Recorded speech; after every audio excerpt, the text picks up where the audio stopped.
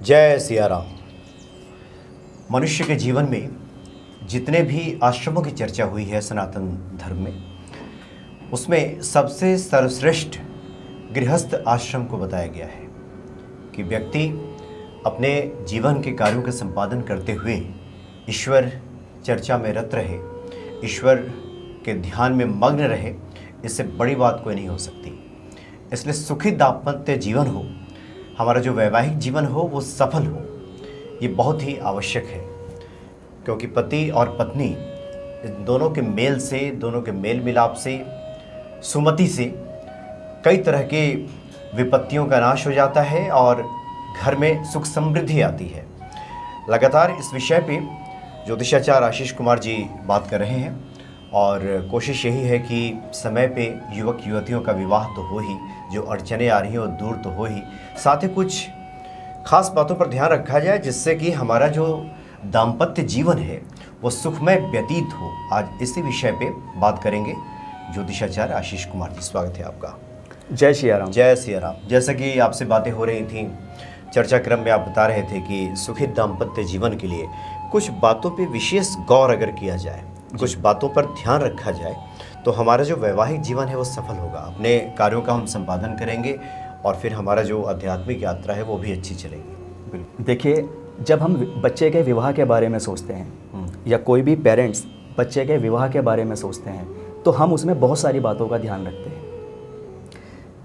जैसे ही विवाह की बात करना शुरू करते हैं तो हमें लड़का देखने के लिए या लड़की देखने के लिए किस समय पे निकलना है, किस शुभ मुहूर्त पे निकलना है, उसके बाद में हम बच्चे की कुंडली का मिलान करते हैं और बहुत सारी अन्य बातों का ध्यान रखते हैं कि हमारी तरफ से या शादी करते समय हमसे भूल के भी कोई गलती ना हो।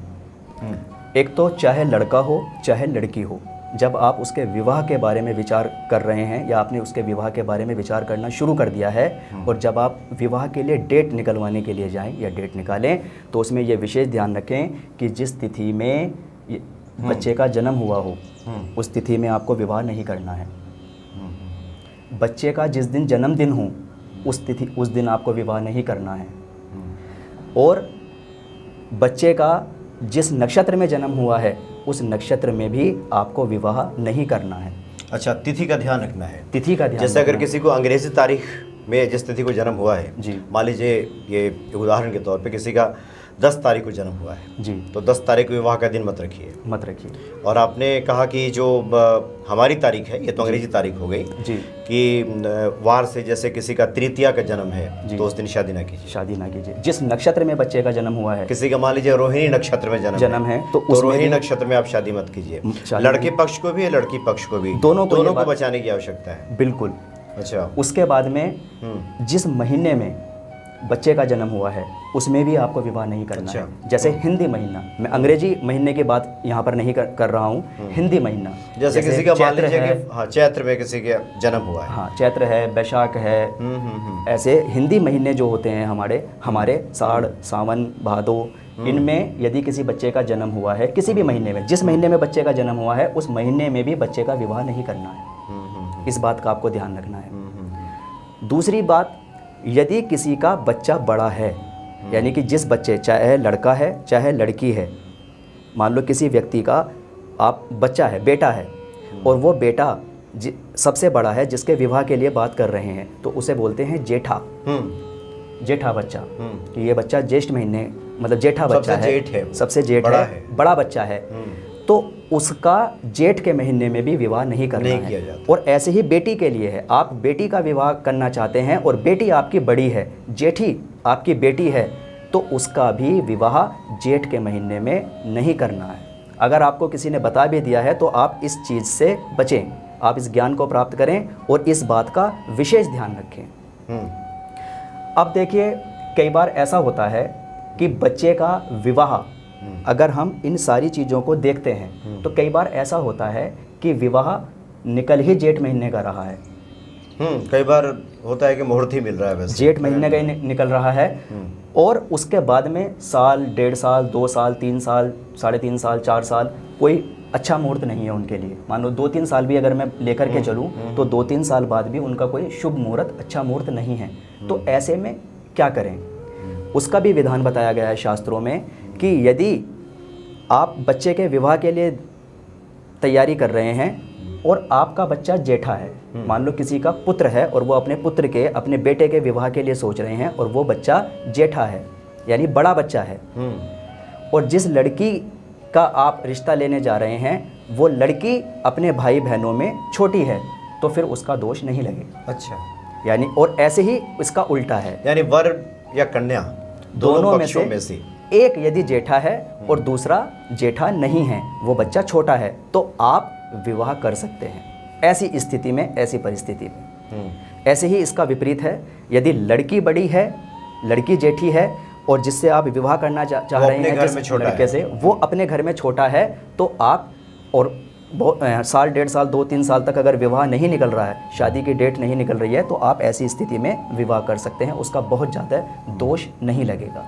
लेकिन तिथि और नक्षत्र का ध्यान रखें, इन बातों का ध्यान रखें। तिथि, नक्षत्र और महीना। जब आप भंवर पढ़े तो इन बातों का ध्यान रखें कि जैसे भंवर पढ़ना कहते हैं, जब फेरे डलते हैं तो वो चीज़ का ध्यान रखें, जितनी सारी बातें बताई हैं ये ना हो, वो बच्चा का उस तिथि में बच्चे का जन्म ना हो, उस दिन बच्चे का जन्मदिन ना हो, और उसी नक्षत्र में ना हो, उसी महीने का ना हो, उसी महीने का ना हो।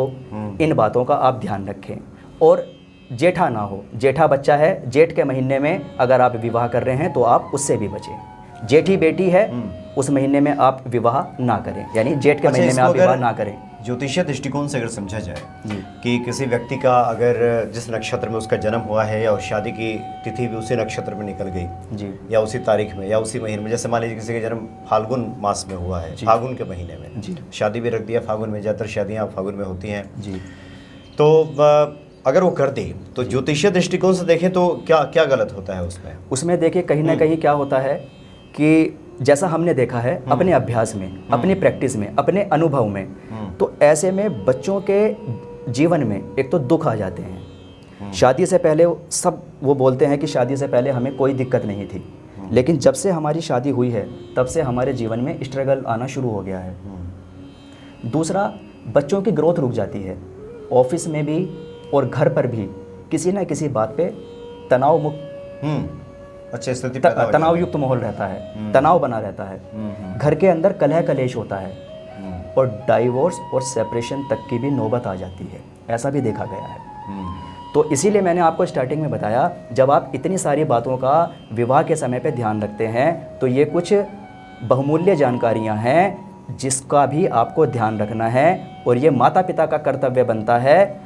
वैसे तो ये कुछ आचार्य लोग का भी जब कुंडली मिलान होता है तो वो इन सब बातों को देखते हैं, काफ़ी लोग देखते हैं, लेकिन आपका भी कर्तव्य बनता है कि यदि आपको भी ये जानकारी मिलती है, आपको ये जानकारी हम देने का प्रयास कर रहे हैं और आप इन बातों का ध्यान रखते हैं, तो कहीं ना कहीं वो आपके बच्चों के काम आएगी। आपके बच्चों के जीवन में दुख नहीं रहेगा, कष्ट नहीं रहेगा, आपके बच्चों की ग्रोथ होगी, सभी प्रकार के सुख उनको मिलेंगे।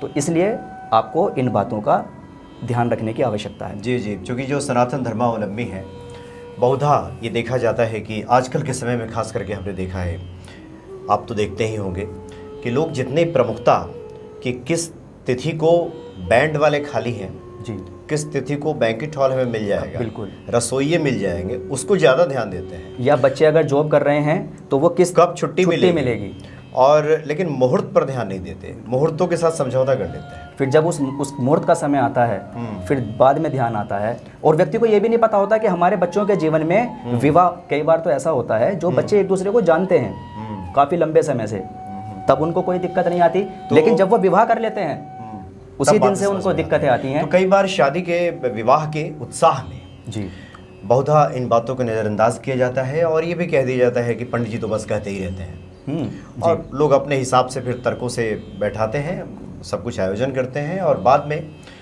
यकीन मानिए जिनका भी कुछ सामाजिक सरोकार है, सामाजिक लोगों से मिलना जुलना है, उन्हें बताने की आवश्यकता नहीं है कि इस आजकल के समय में गृह क्लेश कितनी ज़्यादा है। बिल्कुल, बहुत ज़्यादा है। और गृह क्लेश अगर नहीं होगा, पति पत्नी के बीच में सामंजस्य अच्छा रहेगा, तो बहुत सारी समस्याओं का ऐसे ही निराकरण हो जाएगा, रास्ता निकल जाएगा। बिल्कुल बिल्कुल। और ये तो सब होते हुए भी दिन भर तनातनी की स्थिति है, तो वो भी अच्छा नहीं है, और ये सब जानकारी के अभाव में होता है। हमारे जो पहले ऋषि मुनि हुए हैं, ये सब उनकी बातें हैं और वो हमारे लिए ये शास्त्रों के रूप में धरोहर छोड़ के गए हैं और हम आज अपनी ही धरोहर का फ़ायदा नहीं उठा पा रहे हैं, सिर्फ जानकारी के अभाव में। कई बार जानकारी के अभाव में, है ना? तो मैंने ये छोटा सा आपको एक जानकारी देने का प्रयास किया है। आप इसको अपने लिए, अपने बच्चों के जीवन के लिए अपना करके देखें। आप देखेंगे ऐसी छोटी छोटी आपको बहुमूल्य जानकारी हम इस प्रोग्राम के माध्यम से देते रहेंगे, जिनका भी अगर आप ध्यान रखते हैं तो आप देखेंगे कि जो जीवन में आपको पता भी नहीं चलता और परेशानियां उसी वजह से होती हैं, आप उन परेशानियों से मुक्त हो जाएंगे। जी हाँ बिल्कुल।